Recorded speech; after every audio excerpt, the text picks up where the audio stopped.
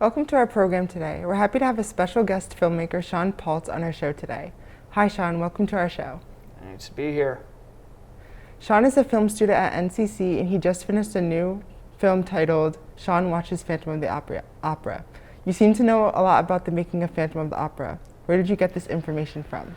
A good portion of the information came from a lot of documentaries, and one in particular was a film documentary called Lon Chaney, A Thousand Faces, was one of them. But also a good deal of books, in particular Michael F. Blake, who was an Emmy Award-winning makeup artist who had wrote 3 books on Lon Chaney Sr., but also a lot of information that came from film historians such as Scott McQueen and the late Rudy Belmer, who was fortunate enough to interview the cinematographer Charles Van Enger back in 1962. Here's Sean's video. Me, completely obsessed with film, you suddenly find yourself looking at films made in the earliest days of cinema. For example, The Phantom of the Opera from 1925, starring Lon Chaney. Even the story about the making of the film is just legendary. That opera house set was a giant replica built on a soundstage and was used for other productions till it was eventually demolished. The most famous scene is the unmasking scene involving Chaney and actress Mary Philbin.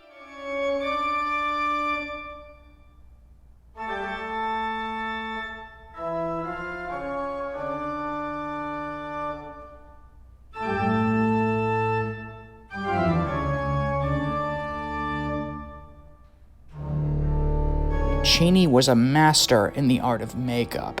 He was called the Man of 1,000 Faces. Chaney wore a skull cap which raised the dome of his forehead, his cheekbones covered with cotton and liquid plastic. A set of false teeth held the mouth open in a jack-o'-lantern grin, his ears glued to his head, and 2 wires were inserted into his nostrils and pulled up.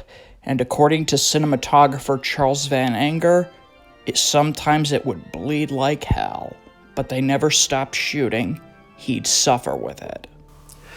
But according to Emmy Award-winning makeup artist and Chaney biographer Michael Blake, who had wrote 3 books on the man, how the effect was done was using a strip of fish skin, which Chaney would paste at the end of his nose using spirit gum, raise it to whatever length he wanted it, and hid it underneath the skull cap, and that's how you get that effect. But it wasn't a smooth production. For instance, the film's director Rupert Julian and Lon Chaney hated each other so much that the cinematographer Charles Van Enger acted as a go-between because the 2 of them refused to speak to each other.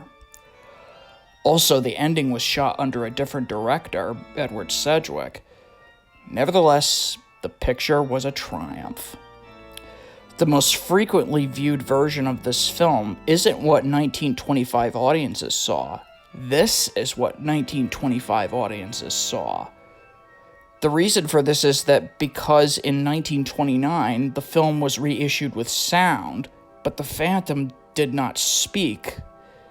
So scenes were cobbled together using different takes, or scenes were reshot.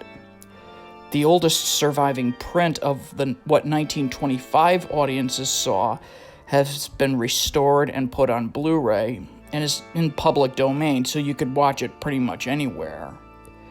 So The Phantom of the Opera is a spectacle with a mixture of romance and horror, and is Chaney's greatest performance.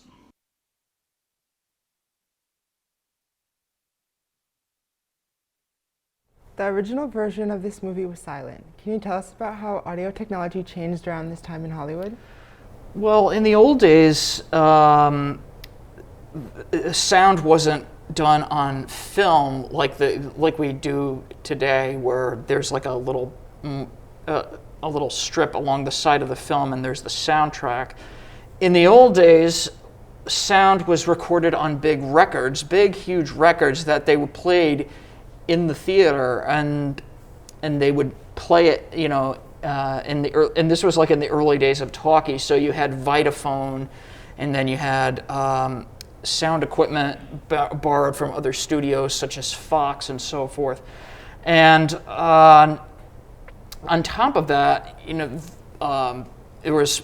made it very difficult for sound to really be to really be effective, because when Phantom was reissued with sound in 1930, in 1929 for domestic sound, and then 1930 for international market, the talking scenes were really criticized by film critics as breath talking. And so the actors who were recording the sound,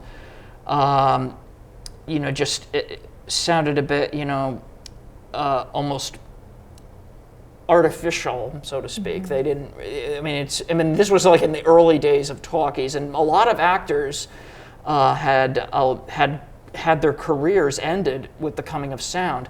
Mary Philbin and the leading man, Norman Carey, who played Raoul in the film, both had their careers come to an abrupt end when sound came in. And there were a lot of actors who didn't adapt well when sound came in. That's really cool. Internet Movie Database shows Phantom had 9 writers, 4 directors, and 3 cinematographers. Do you think this was related to problems during production, or was it in the 1925 version of today's blockbuster movie? Well, during the time of the studio system, when the big boys were running the studios, like Louis B. Mayer was running MGM, Jack L. Warner was running Warner Brothers, Carl Laemmle was running Universal. Everybody did a lot. Movies came out at a very incredible rate. So, they would churn out picture after picture, almost like a Rolls Royce, or the factories in Detroit would make cars. Films just came out one after another after another. And with Phantom, they suffered a lot of production problems on it. When the film was first previewed in January of 1925, the first preview screening of Los Angeles, the film ended with Mary Philbin, who plays Christine, kissing the Phantom, and the Phantom goes off and plays on his organ and suddenly collapses and dies of a heart attack, or he dies of a broken heart. But when preview audiences saw that, they hated it.